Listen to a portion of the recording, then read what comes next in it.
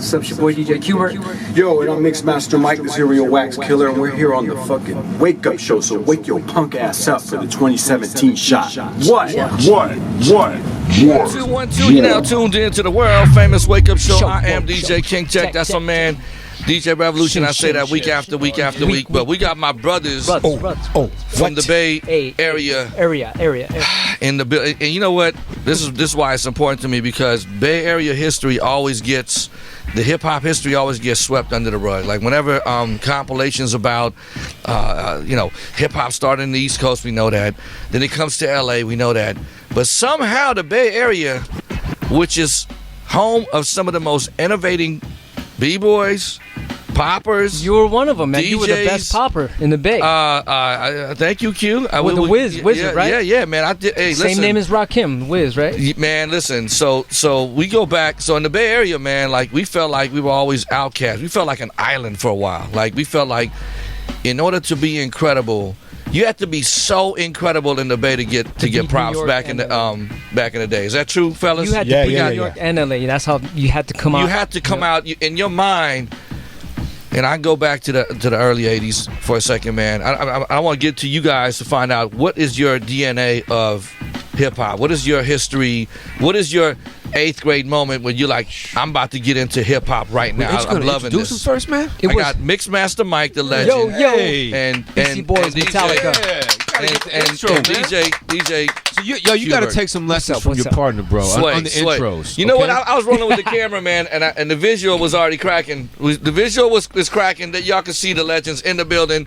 He's right though. Audio-wise, we're going on an international level. Mixmaster Mike, DJ Qbert, man. I get excited, man, because we finally got two brothers from the Bay Area that could give us a little Bay Area history beside me, because I keep saying it and Sway keeps saying it. But again, man, Mike, let's start with you.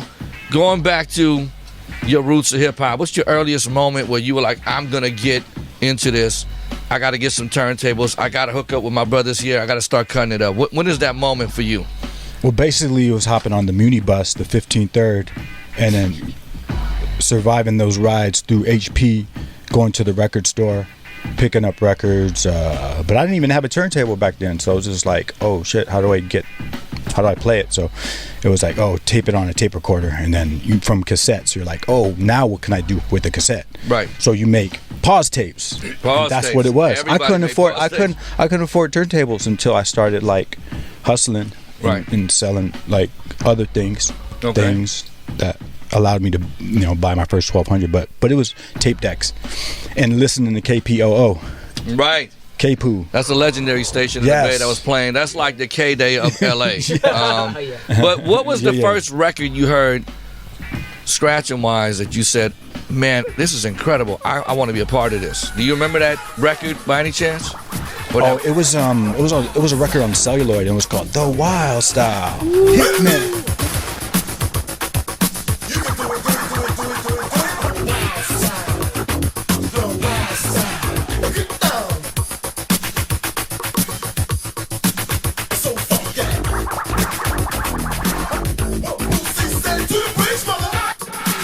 Remember that? Yeah. Yep. You could do it. Yeah. That was just bizarre to me. I was just like, oh, this is my shit. This is my theme music. Like, this is my theme music. So that was the record? That was that record. Yeah. It was The Wild Style, Hitman. Yeah. And then it was Pac Jam. Oh, okay. So Pac Jam. Look out for the OVC. I was like, what did that mean? So you got into electro hop too then? Yeah. Okay. Basically. Okay. Yeah. It was that, and then a mixture of like listening to my uncle's records, like Isaac Hayes and Barry White and the whole thing. So I kind of put that 2 and 2 together. I was like, oh, there's different spectrums of it. But listening to the Johnson crew and with the whole vocoder, like, fucked me up. Like, I was like, what is this shit? Where's this flown from? Right. Like, where'd they fucking land from? Yeah. If you don't know what he's Space talking is the about, place? I was like, what is this? If you don't know what he's talking about, there's a label called Tommy Boy Records. We interviewed him a few shows ago, and that was one of the records he put out on his label. It was called Jones and Crew. It had this record called Space is the Place, Pac Jam, and a few other joints. Actually, this record Sway and I put out, first record we put out called We Want to Rock You, it was off of Jones and Crew. The record came to an end. It said, we are the Jones and Crew, and then the beat stopped, and it goes, boom, we want to Rocky. Composition's not over, so stop complaining. A solo funky tech for your entertainment, so live. Any will amaze. Wizard of the duel, work the call thing.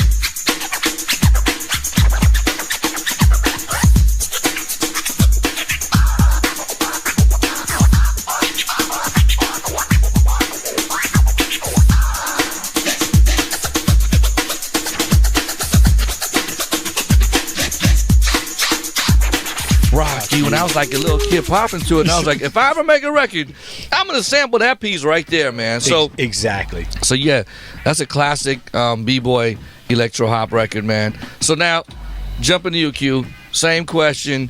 First record you heard that you were like, yo, who's cutting? What is this? Yeah, Buffalo Gals.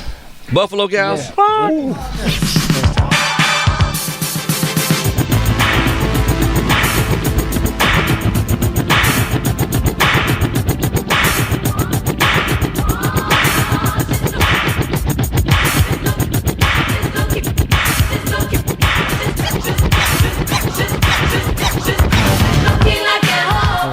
Yeah, that was crazy. Yeah, Malcolm McLaren. Scratching all these weird sounds, and I remember I used to go to the Pier 39 and watch all these poppers pop, right, and do all the stuff. They had the glitter hats and the glitter gloves and all that. And then I remember seeing you, and everyone kept talking about you, and you were so good, King Tech, that you were called a wizard, and people would get in fights with you because they were jealous of you. That's how it was. It was like a gangster thing. They got bad. I was telling Adrian Miller the story the other day because he said he was the best popper of all time. And I was like sitting in a restaurant. I was like, Adrian, from 83, about 82 to about 85, man, I went at it every day. And I got a crazy Pier 39 story for you. Go. So one time I was on this side of Pier 39, and a bunch of cops and everybody was, hanging around there trying to shut it down. Now, the guy who taught me, his name was Quentin Lambert. He was like my Yoda. He told me one day I got to go against all these dudes. It was like a kung fu flick. Yeah. But we couldn't drive from Hayward to San Jose, so we used to catch the BART from Hayward to San Francisco. Well, one of my, I'm not going to say his name, one of the guys I hadn't battled yet winds up across the street on Pier 39 with his homies. Ooh. And they call us out. Wow. This is some Beat Street shit right here. Yeah. So I'm like, man, I'm not popping against this dude across the street, right? This is crazy. The dude wouldn't stop. Wiz, you soft, man. You soft, bro. You soft. Popping across the street. And I'm like standing there, and one of my boys was like, Tech, man. I mean, at that time, I was like, Wiz, you got to get this dude. I'm like, across the street? So literally, man, here's the sidewalk, right? There's about 4 cars, right? The dude starts going. I had that boombox with the 4 speakers, so it was so loud that you could hear the whole street could hear, right? Was on? I remember the song. But I remember I was like, man, let me see how good this dude is. Because I overtrained, right? Okay. So I'm like, oh, my God, the dude ain't that dope. Uh-oh. So I'm going to kill this dude. So as we starting to go, the light turns green. So now you got 4 cars that have stopped. I remember this like it was yesterday. Nobody moves. The cars don't move, right? The dudes stop. They open their sunroofs. They stand up from their sunroof. So now they blocking traffic. Yeah. I'm battling this dude across the street. And I look to my left, and cops on horsebacks are coming. So I'm like doing my thing, and I'm looking like, damn, I'm about to get arrested. The cops come. It's a true story. About 3 cops, and I swear to God, Q, they stood there, they was watching me, and he went like this. Oh, let him go, let him finish. Oh no, I want to see this. Yeah. Right.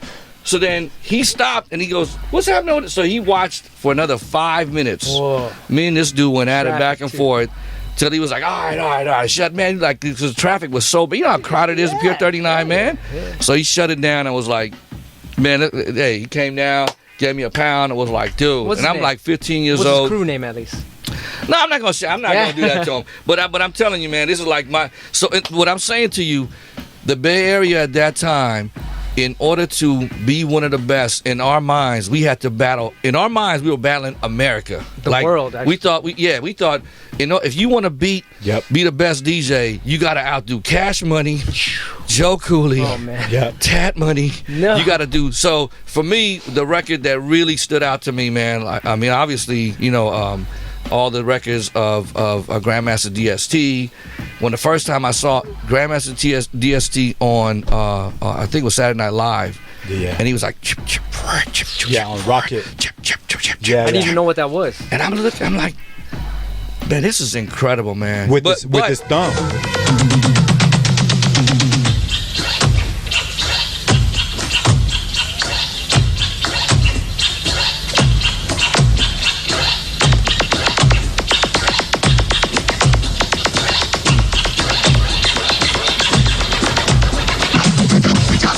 with his thumb. With his thumb, he was just going check. Nobody ever. Yeah. It's like to this day. Who's this? Yeah. So like he was from outer space. But his outfits though. But outfits were crazy. Equally spaced out as the scratching. And I want to take y'all back. At that time in hip hop, b-boying and DJs were bigger than MCs. A lot of people don't know that. Like right now, the MCs run the game, right? That's true. Yeah. In the early '80s, man, the DJs did the parties. We rocked everything. The DJ's name came first. It was Jazzy Jeff and the Fresh Prince. You know what I'm saying? DJ. You know what I mean? Like, so I'm just saying, man.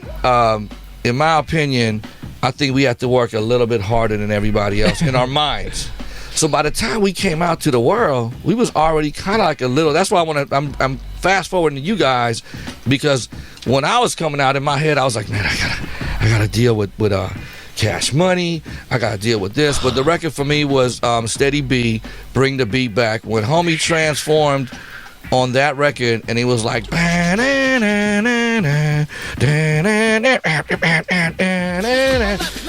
dance floor while K's on the cut, like this, the kind of cut to make you shake your butt, bring the beat back.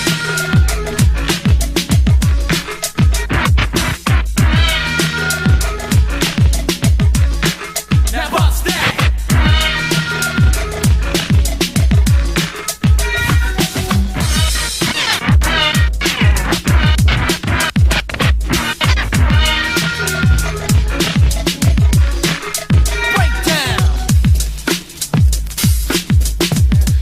And he's like, money. and then he said, what's that? Bring the beat, that bust that. And that was the transforming moment when I was making my transition from a pop and b-boy into DJing. And you killed it too. And I have met Sway, and I was like, bro, in 1 year, I'm not gonna see for you. Just leave me alone for 1 year. We're gonna go make the illest record. Tech was also the baddest scratcher. Chilled. What was that record called? We Want to Rock You. We Want to Rock You. Tech was the baddest scratcher too. Yeah, What the hell, man? and he was the first one on TV. He was like, "Oh, they're on TV, like doing it." I like that. So yeah, we so what caught me off guard is I didn't know Badder Brothers Than Me was coming out. So I'm like, I'm thinking I'm the best dude, and all of a sudden everybody starts telling me about you guys and what you guys are doing. I'm like, no way, man, no way. And all of a sudden, man, they're like, yo, they just won the DMC. They just won this. They just won that. And I'm like, okay, I gotta start paying attention to you brothers, man. What's your boy's name? The guy with the bowl cut?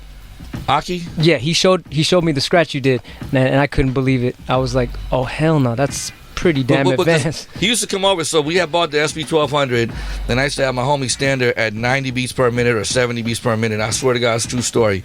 And I was like, I'm gonna transform to see what tempo I can get it up to.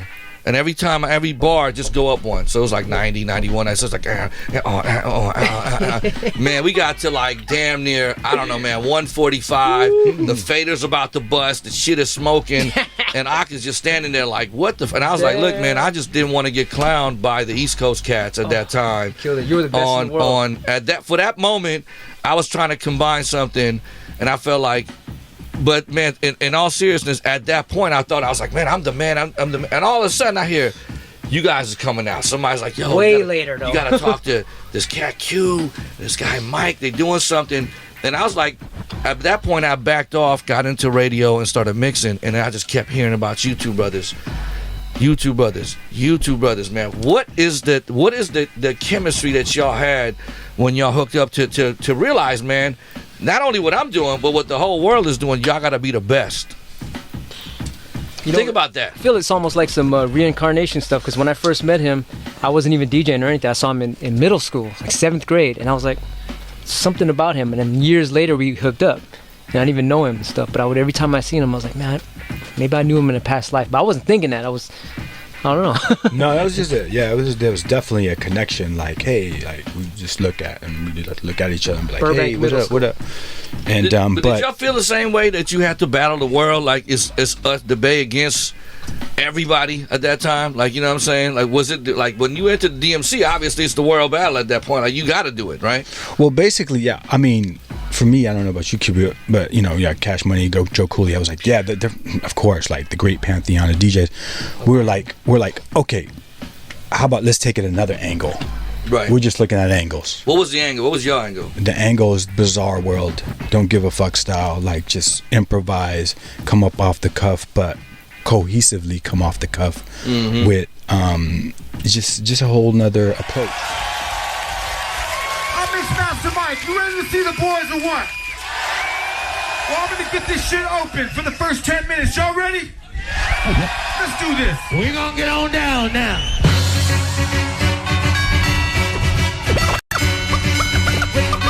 With the clap, clap, clap, hands, hands, hands. Let me get some action from the back section. Mike D, SCA, Land Rock.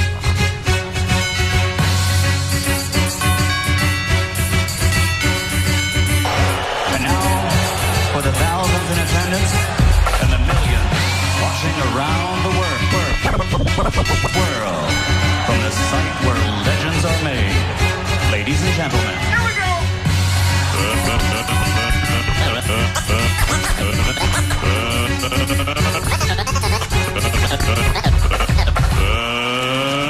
Let's get ready to rumble!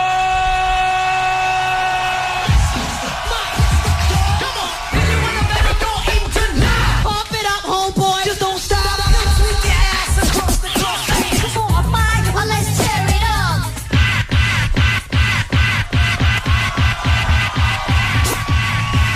Don't stop. Get it, get it.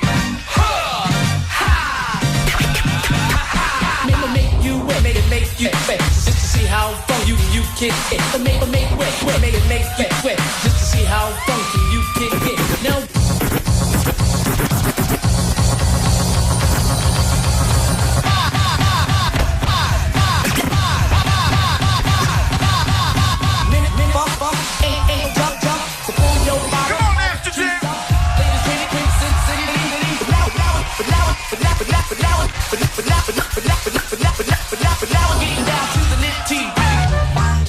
You know what I mean? Like everything can be scratched. Yeah, it was like a punk rock thing, because punk rock and hip hop came up at the exact same time. So we were looking at both. We were like, well, what if we scratched like we was a punk rocker, like all fast? And I used to have like session cats come up to me. Oh, my friend plays the violin and stuff. He could probably do a break for you. I'm like, why don't we just get some violin sounds and scratch the shit? Yeah. We don't need to, you know what I mean? Just scratch everything so we don't have to hire session players. So we're basically trying to be like the JBs or like Led Zeppelin of hip hop, trying to make songs out of scratching. So that's what our approach was, to make actual compositions out of the cuts. So take us through the moment you went to the DMC first solo. Yeah. And you lost to somebody. I lost. Every battle I had, it was a West Coast battle. I won that, and then I went to the U.S. Championships. I won that, and I was thinking like, I ain't gonna win. I'm just practice. And then went to the World Finals, and I was like, I'm just practice, and I would win. But then when I went to the World Finals, I was like, oh man, I'm gonna take this. And then I didn't practice, and I lost. That's not why you lost. Is that why you lost? Yes, because if you look at it, it was real. That's not true. What I heard was at that time in the late 80s, early 90s, a lot of body trick shit was in. Right. Well, that too, yeah. You're but right. I mean, from my performance, I think the guy that won it did some crazy DJ David, that's my boy. Handstand on the turntables or something. He did something where everyone was like, "Oh!" He did a handstand on the turntables. Yeah.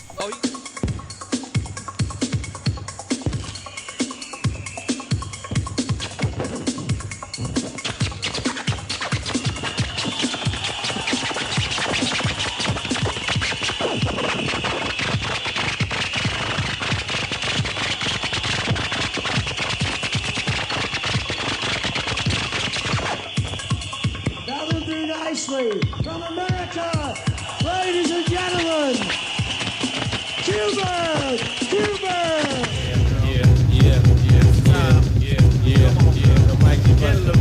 Here we go. Round and round and round and round and round and feel the how to steady pounding, feel the Oh, he did a handspin. He did a handspin on the turntables. I was like, wait, come on, man. Yeah, but that's what does that got to do with the art of scratching? Has nothing to do with it. Has nothing to do with anything. Like, what are you doing? Like, this fucking around, bro. And he won the battle. Like, what are you doing, bro? Fucking, I was way more upset than, for Q. Were you there? Like, no, I wasn't, but I was just like, when Q won the U.S., I was just like, oh my God, I was just like so proud of him. I was like, oh man, this is incredible. And then when he went to the world, I was just like, yeah, you're gonna take that shit home. But then homeboy decided to do a handspin, and everybody fucking gave him a standing ovation. I'm like, is everyone on crazy pills? Is it just me? Is this shit really dope? I'm like, no, that shit ain't dope. Luckily, for when Mike went to the World Battle, he was the first guy from the East Coast to win from the West Coast to win an East Coast battle, the New Music Seminar. Oh yeah, he's the first one to do that, so that was cool. But I was inspired through Q. When Q won the U.S. DMC, I was like, yeah, my boy won the U.S. Like that's fucking big. Yeah, I learned from you, Holy man. shit! And that progression, I kind of like took that energy and like I took the torch and like, okay, now it's my turn to battle. Right. So through my inspiration through Qbert winning those battles, I was like, oh, okay. He might be. I think you're the first one to win the NMS and the DMC, right? I think so. Yeah. Yeah. Well, listen, oh yeah, that's right. Yeah, yeah. Okay, always Cash Money. No, Cash Money won both. Yeah. Maybe not the same. Well, Mike's the first one to win from the West Coast. That's still big. Yeah, because listen, man, y'all have inspired the world, right? So we got some projects we got to talk about. A couple of things. Y'all got something coming up in the Bay Area. Your girl told me I have to talk about this. Oh, okay. What's happening Invisible in the Bay? Scratch Pickles reunion, the 28th in San Francisco, and today is Mixmaster Mike's Channel Zekdar release of his new album. The first single is called Channel Zekdar. Channel Zekdar, yeah. And I'm on it a little bit. Yeah, yeah. Is the record here? He's going, play it. Yeah, It's a bugged out song. So can we play that record real quick? Do you have the record with you? Mike is the DJ for Beastie Boys and Metallica right now, so that's if you guys don't know. Man, Beastie Boys. I gotta ask you, man, what's your craziest Beastie Boys story when you're on the road with them dudes? Like, what is the? Because I can't even imagine. What's the highest point? Like when y'all were like, this is crazy. I guess when Mike D checked into a hotel and he figured Mario C was staying in the room below him, and then they somehow got like a chainsaw and stuff and sawed a hole on the floor and jumped down into his room. That's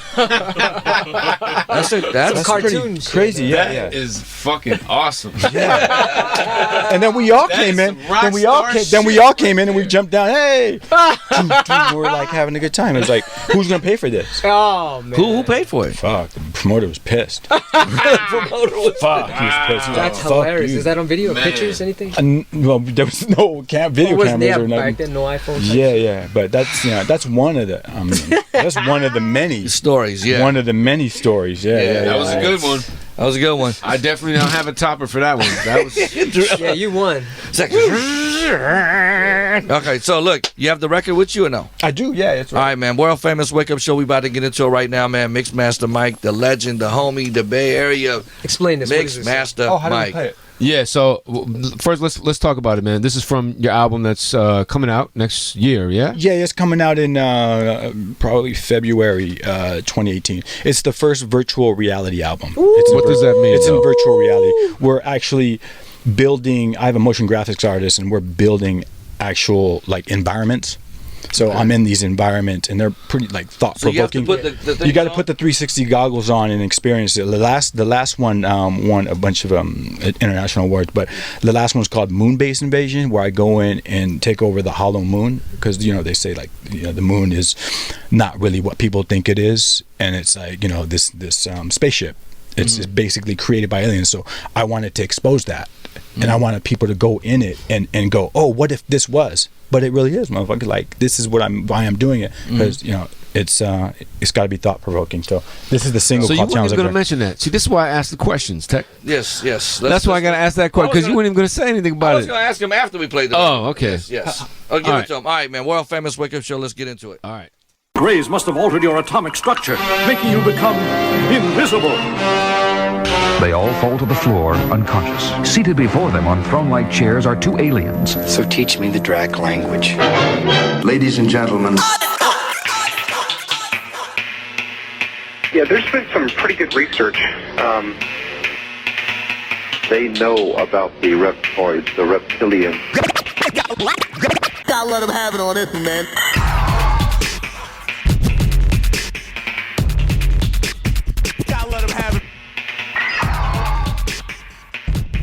Because they're out there.